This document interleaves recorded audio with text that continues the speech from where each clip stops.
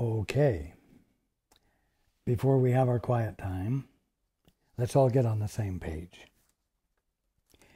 If you're reading from the Sparkly book, it's page 417, the third full paragraph. In the second edition, it's page 367, paragraph 7. In the first edition, it's page 342, the second full paragraph. In the JCIM, it's page 175, the first paragraph. And if you're reading from the CIMS edition, it's page 351, paragraph 63. Okay. Let's take a few moments to be quiet together.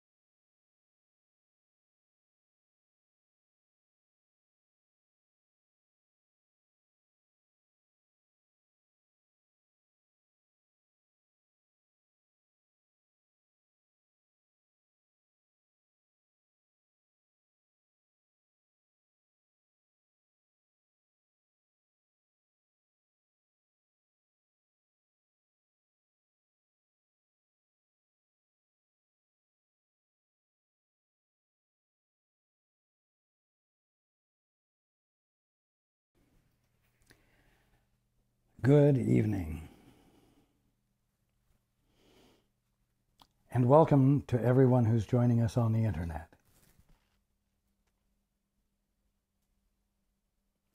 Last week we considered some important things, all of which stemmed with the statement we began with, which was, in any situation in which you are uncertain, the first thing to consider, very simply, is, what do I want to come of this?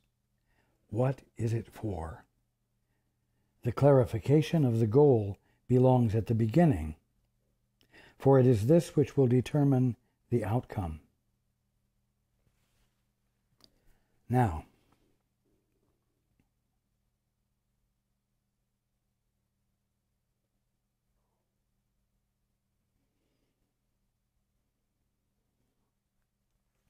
there is something that wasn't brought out.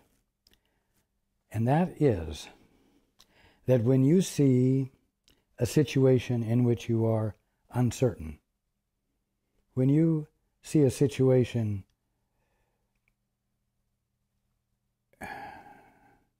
which causes you to feel vulnerable, potentially unstable, and so on, you are to do this thing of stopping right there and asking, what do I want to come of this? What is it for? What is its purpose? What is its meaning? And that's the beginning of the resolution of the problem. Now, you generally tend to think that it's normal to be faced with situations which make you uncertain. It's normal, it's life.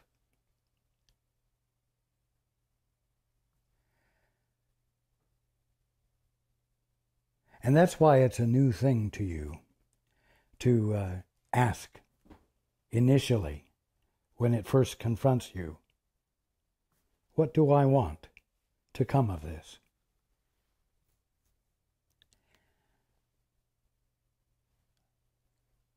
What you need to know is that what is causing you to see a situation that causes you to be uncertain is the fact that you've already asked that question. Before you were confronted by a situation of this sort, you had asked the question, what do I want to come of this? What is it for? The only thing is that you didn't ask this question of the Holy Spirit. You didn't ask this question of your guide. You did not ask this question of your Father. You asked it of your own best reasoning, your own best judgments. Your puny little orphan mind. That's the only reason you ever see a situation in which you are uncertain, because you've already asked the question. It's not because that's the way the world is, and therefore you're certainly and naturally confronted with situations that make you uncertain. No. Again, you're in the middle of the kingdom of heaven, looking through squinted eyes, saying, I cannot see the perfection. You're looking through your own eyes, the ones you believe you have, and the vision you have made up. That's all. So, you're not overcoming some big, infinite boogeyman called the world and universe that came from a big bang and is full of conflict naturally, and therefore you are constantly going to be confronted by that which is conflicted. No.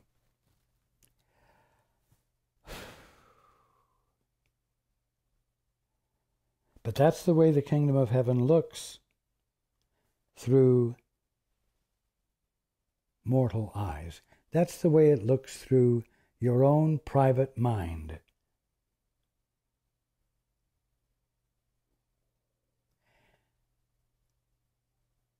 That which is the problem, that which is, you could say, the source of the problem, is the source of the answer, you see.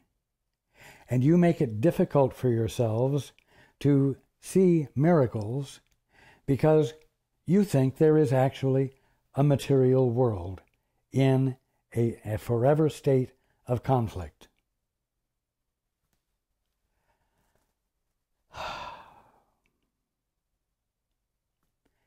If there is no material world, if there is no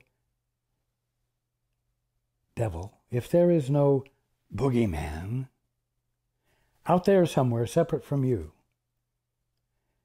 which would indeed make it very difficult to wake up,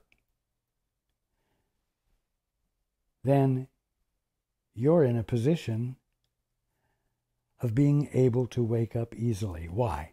Because the problem is the answer. The answer is what is the problem. The problem is, you said, what do I want of this? You see? It's all you, not a big boogeyman, not a conflicted, polarized universe, not a physical world. It's just a choice you made. What do I want to come of this? You see the situation? What do I want to come of this? And you're asking of the voice for fear. But if you ask that question of the voice for truth, your vision will be changed, because you're abandoning the voice that made up the situation. Do you see? There's no more difficulty to it than that, because you're the problem and you're the answer. Nothing more profound than that. Do you see? This is important, and it's good.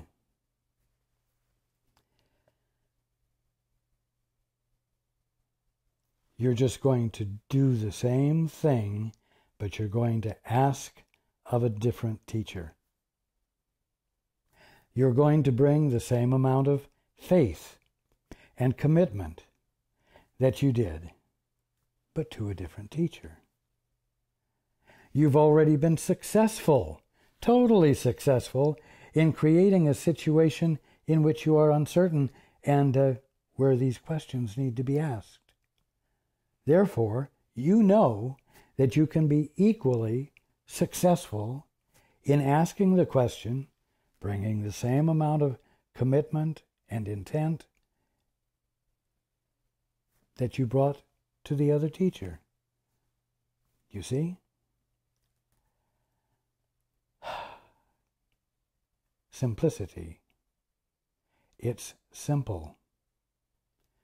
But you create arguments against the simplicity when you choose to look at the uncertainty with your own puny little mind and your own puny little capacity, which you're working ever so hard to increase and to embellish and to make greater.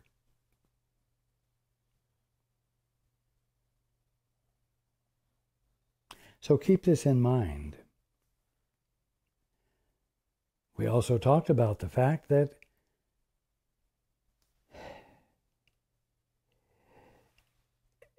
you love, the ego loves separation. The ego loves fragmentation. If you need to accomplish something, the more points of influence that exist make it easier for you to cause change to happen. If you have a large group of people, the larger the group, the more infinite, you might say, are the points upon which you can bring to bear convincing manipulation. And the more you have, the better your chances are that you can succeed. The smaller the number, especially when you get down to just one other, the more difficult it is to convince and change that one's mind and bring about unity. You see?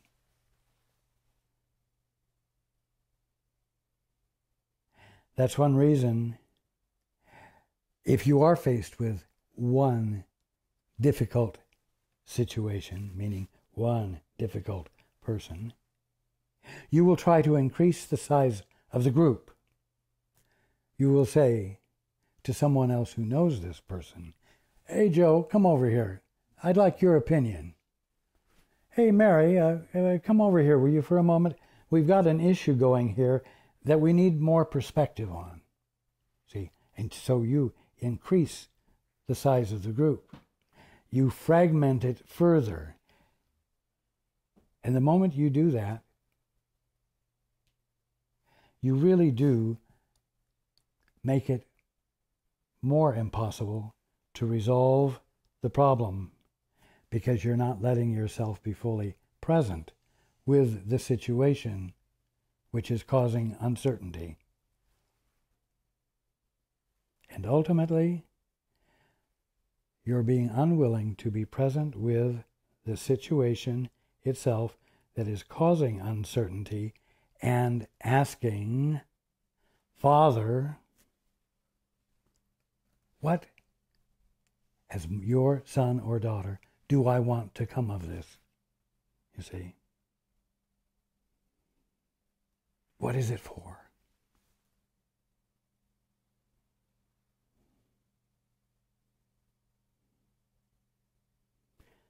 This is important because these little habits you have keep you from experiencing sudden shifts of perception that constitute miracles, and keep you from actually being an agent for change, because your behavior relative to the one who is causing uncertainty for you is such that his mind can be illuminated with the possibility of unity. And your lack of divisiveness and your complete benignness, because of who you're letting yourself be guided by, significantly creates the circumstance in which this other one can experience a sudden shift of perception. And it's that simple. And because it works, it's that important.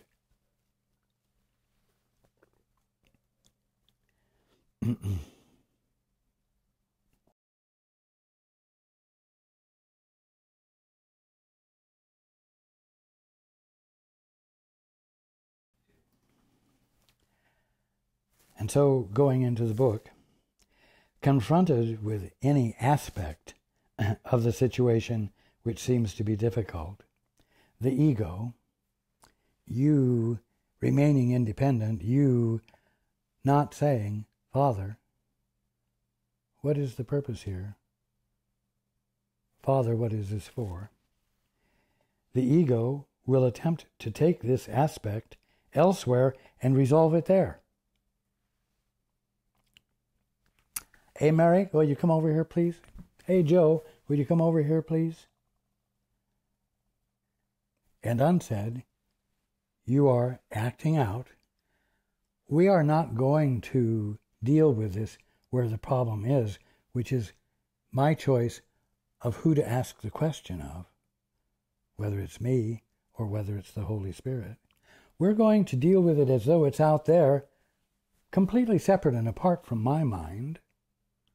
And not only that, we're going to say that it's so-and-so that's the problem, and we're going to get confirmation and support for that from others until we manipulate this one into obedience and get him to agree to the obvious.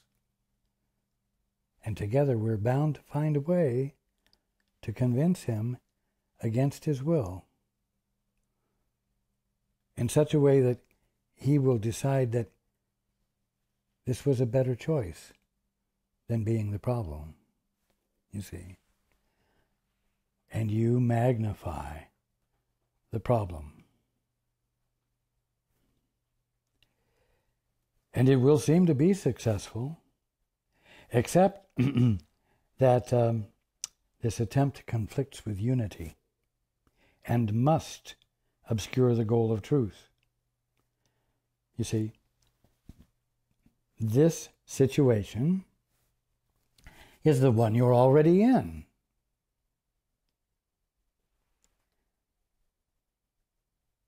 It's not really new. This aspect comes up, that aspect comes up. Tomorrow morning another aspect will come up. Of course it will. Because at no point are you, generally speaking, doing the two-step. You forget, and you act on your own, using your best judgments, using what truly is your ignorance.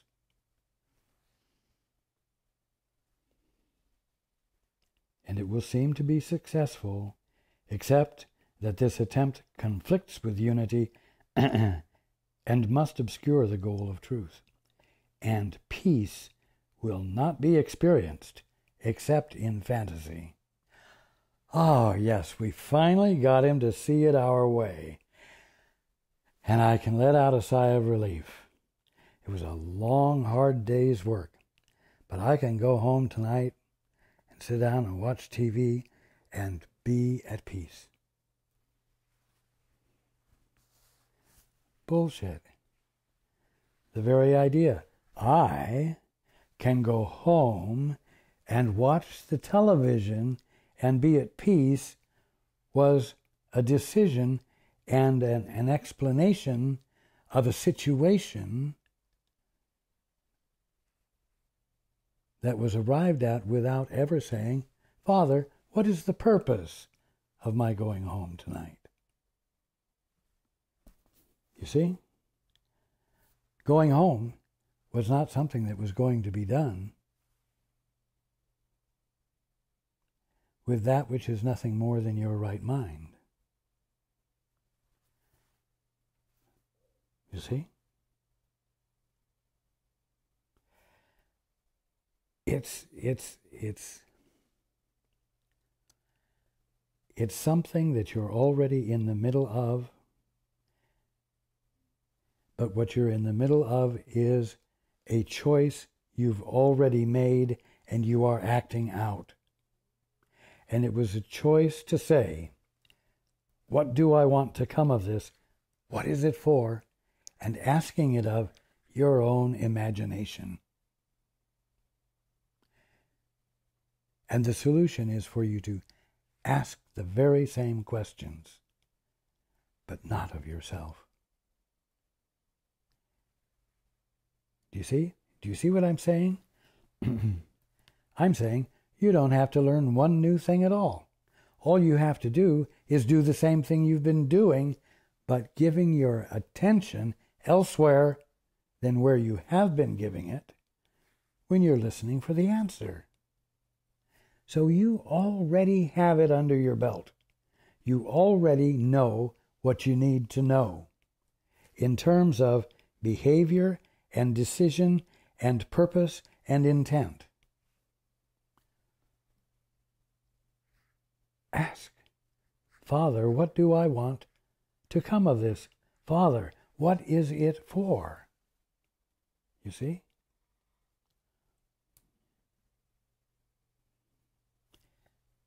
Again, in both cases, whether you're asking truly of the Father or whether you're asking of your imagination, the thing, the situation, the circumstance is always part of the kingdom of heaven, is always part of reality.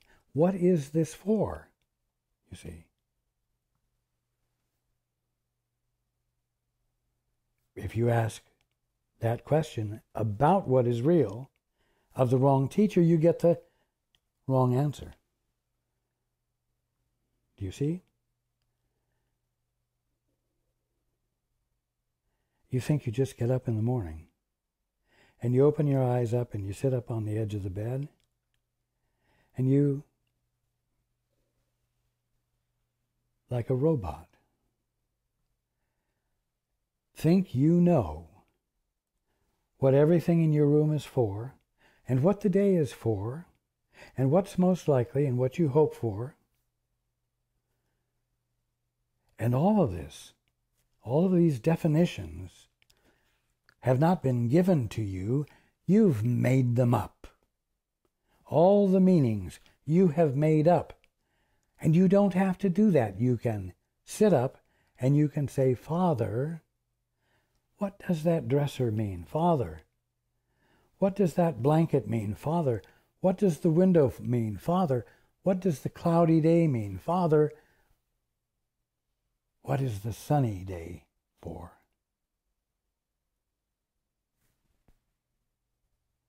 You start asking the very same questions that you've given answers to yourself, and ask them of the Father, and I promise you, you will wake up.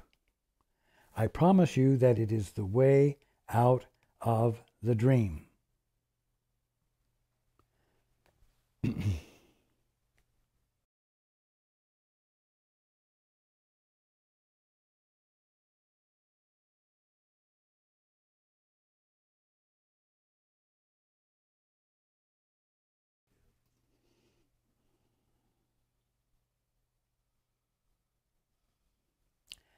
Now, when you insist upon leaning unto your own understanding, leaning unto your imagination, peace will not be experienced except in fantasy. It will be a false peace. Truth has not come because faith has been denied, being withheld from where it rightfully belonged. Faith in what? Faith in something outside of your own thinking. Faith in the Holy Spirit, that which is nothing more than your right mind. Faith in your Father, Mother, God. Faith that causes you to shut up and move into the silence and inquire of a source that's not you. At least not what you recognize as you at this moment. And you bring faith into that silence and into that request. Just like you brought faith into that question when it was presented to your imagination. And oh boy, do you think your imagination is great. And you bring faith in it with gusto. Unless, of course, you have been abused and brought to a place where you have no confidence in yourself at all. But most of what are called healthy human beings have a healthy imagination and have a great faith in it. So great that it feels no need whatsoever to say, Father, to anything except its own superior greatness.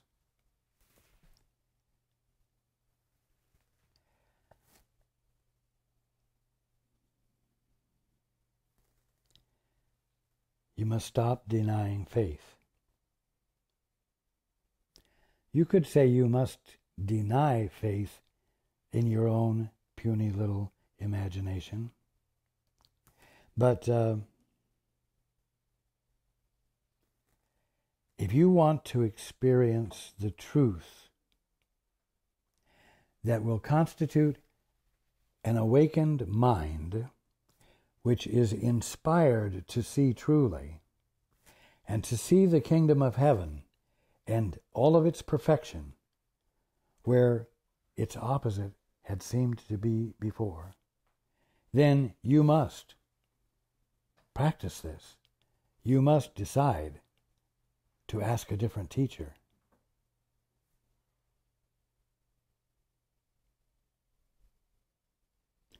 That's where faith rightfully belongs. Thus do you lose,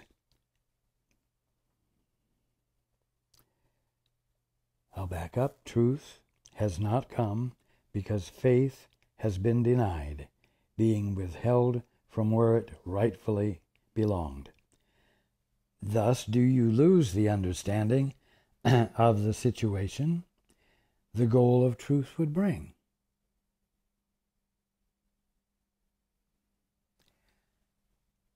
Thus you have lost the understanding of the situation the goal of truth would bring, because you did rely upon your imagination.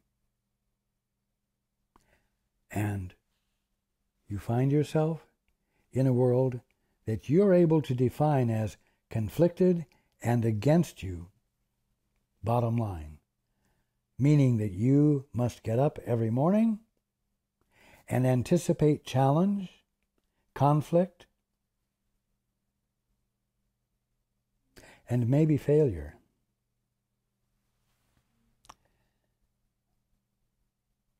For fantasy solutions bring but the illusion of experience, and the illusion of peace is not the condition in which the truth can enter.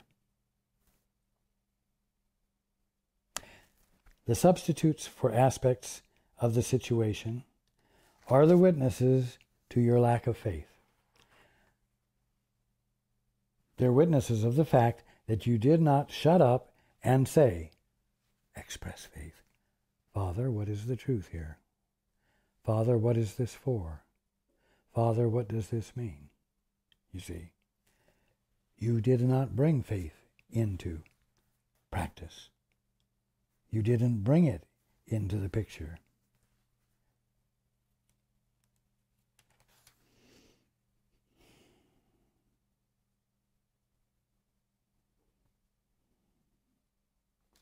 The substitutes for aspects of the situation are the things you bring into the picture or the arena of your attention that constitute distractions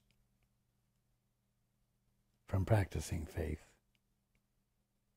that constitute justifications for utilizing manipulation of things in a world made up of things that are all fundamentally independent from each other, and jockeying for position, each of them against the other, including you. You against them and them against you. You see? Those are what the substitutes are for aspects of the situation. They demonstrate that you did not believe that the situation and the problem were in the same place.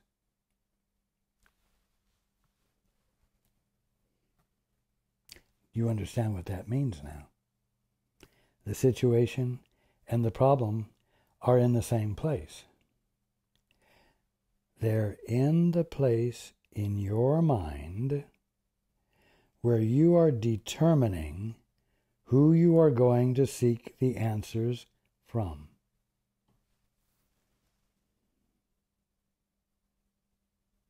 On the other hand, if you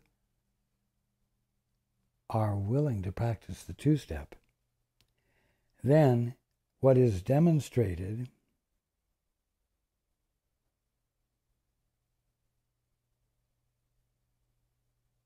is that you realize that the situation and the problem are in the same place. They're actually the same thing, and the simple solution is ask the question of the other teacher. Do what calls upon your faith. Relying upon your own imagination doesn't really call for a lot of faith. It calls for a lot of persistence, and it calls for a lot of unending confidence, which for some reason everyone feels they have an abundance of.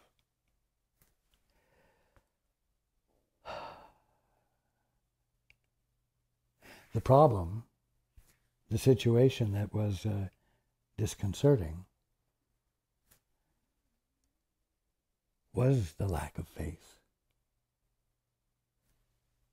The problem was the direct experience of your lack of expressing faith, of your consciously refraining from joining with something beyond your best judgments, best thinking, best imaginations.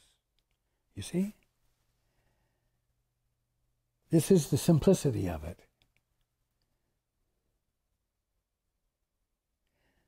The problem was the lack of faith, and it is this you demonstrate when you remove it from its source and place it elsewhere.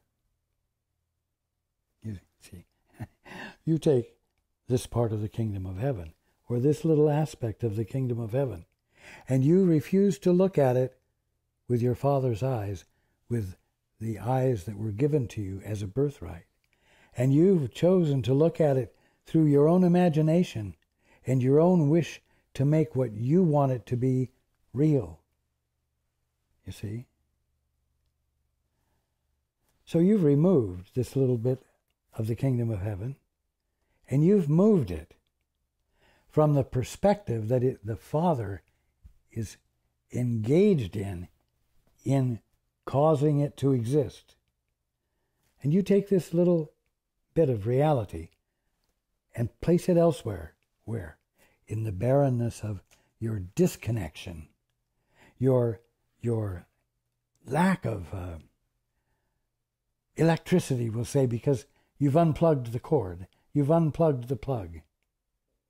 And from there you look at it. From there you consider it. But as we've also mentioned, the minute you made that separation of yourself, you found yourself faced with fear and guilt simultaneously. And so that's part of the characteristic of the imagination that you're drawing from to create something on your own. That's why it's disconcerting. That's why it's called a problem.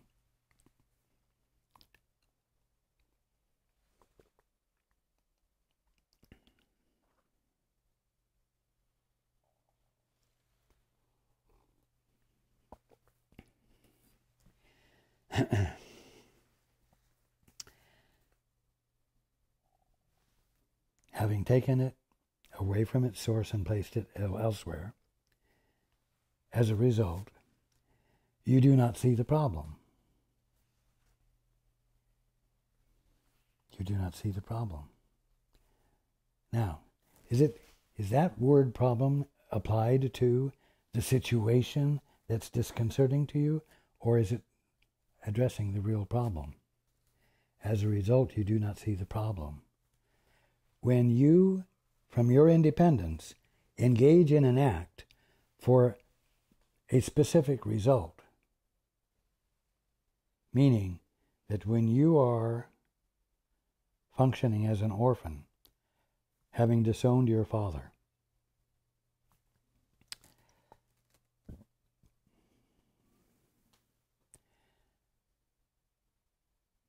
you do not see that the disconcerting situation that you're faced with is not the problem. You do not see that the problem is that you have insisted upon looking at a little bit of the kingdom of heaven while denying the Father's perspective, who is being that little bit of the kingdom of heaven, and who is providing the true experience of it for you, his son or daughter, to have. That's the problem, and that's what you're not seeing. And as long as you keep addressing that problem out there, as long as you keep trying to manipulate your definition of the world, or a part of it, you're going to reinforce and keep in place your ignorance and the suffering that accompanies it. It's that absolute, it's that simple, and the simple solution is to do exactly the opposite. Or I'm going to say, do exactly the same thing, giving your attention to the answer, to your Father, to the voice for truth.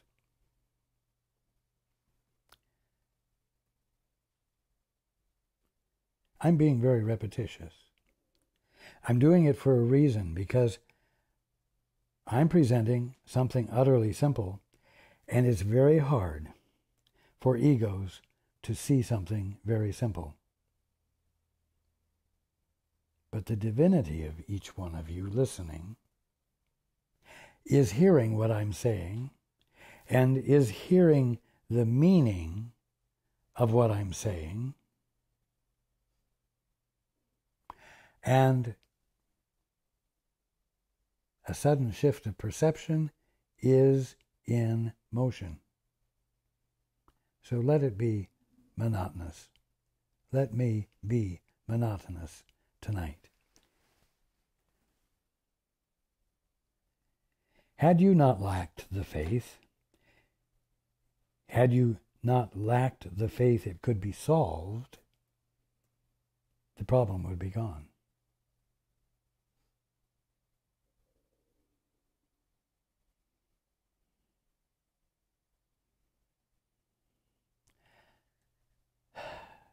In some really quiet moments, if you will contemplate this, you will realize that from an ego standpoint, you don't really want problems to be solved, because you're a problem-solving machine. Your function is to solve problems. And you don't really want to find out that the Father has already made everything whole and perfect, including you. And there's nothing for you to solve.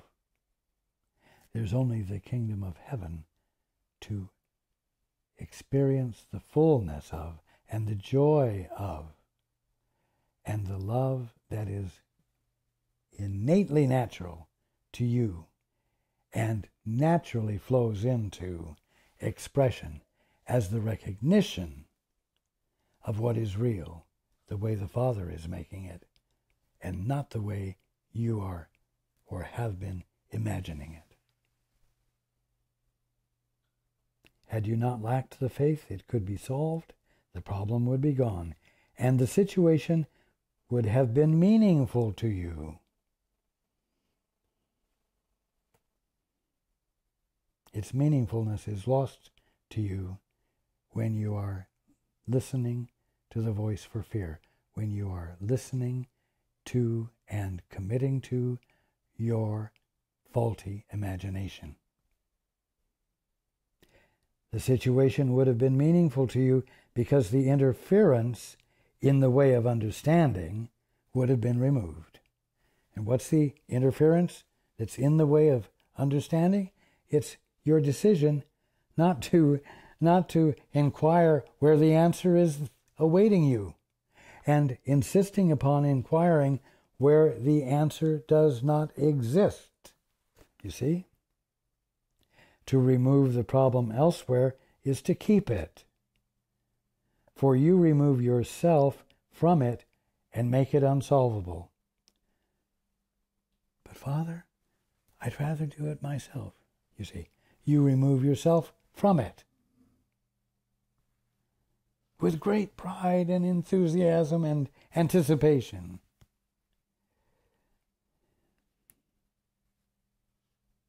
Now, during this coming week, I invite all of you to reread and reconsider this section on practical forgiveness. It's marvelous. It's a turning point. It's a pivot point. An easy one. And I want you all to enjoy it. And let it move you.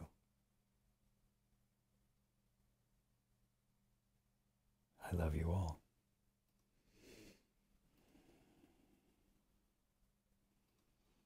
And I look forward to being with you next time.